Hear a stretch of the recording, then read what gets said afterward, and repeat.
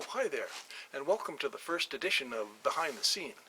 My name is David Clemis, and I'm a member of the Orleans United audiovisual team. It's been our pleasure to support the production of Ottawa's multi-church worship service. Now, since we began this wonderful worship experience, I've had several of you ask me, how do we go about doing the production? And this series hopefully will answer some of these questions. This could not be without the support of our digital ministry team. They come from 6 United Church congregations in Ottawa and 1 from Buckingham.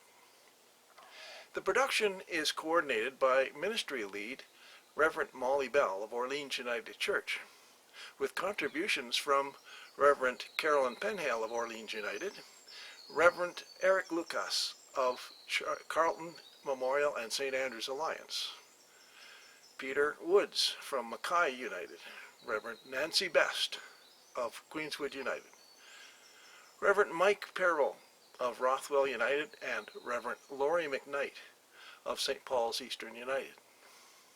In addition, we are featuring the music ministry of Scott Richardson from Orleans United Church and Mitchell Wright from MacKay, with other special musical guests in most of our weeks.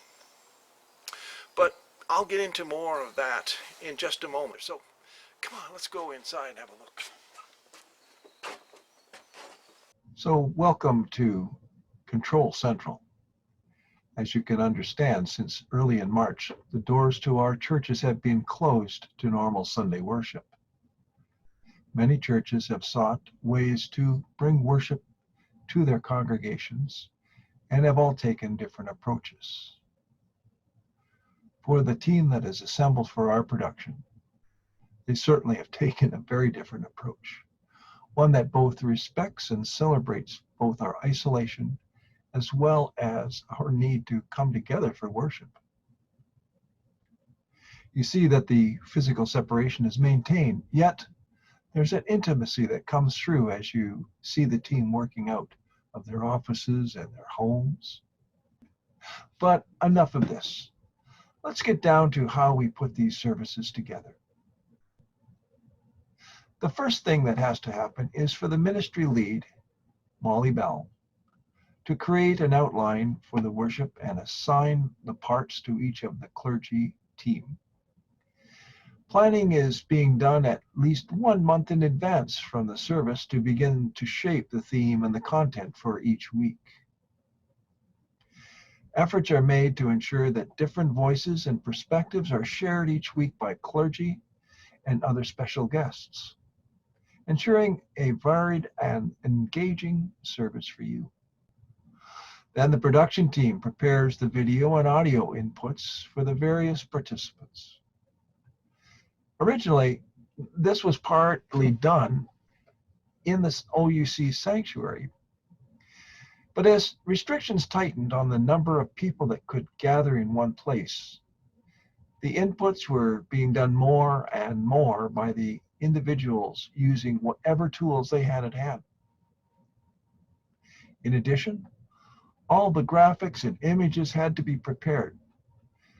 We are very grateful for the support of Agnes Malkinson from Carleton Memorial United, who prepares the graphics in record time and sends them to Reverend Molly for her update and add in the weekly content. Following the outline provided by the ministry lead, we begin the post-production phase of editing the segments, inserting the appropriate images, and making adjustments to the quality of the audio and video. The tools we use are fairly sophisticated, and the equipment is near studio quality.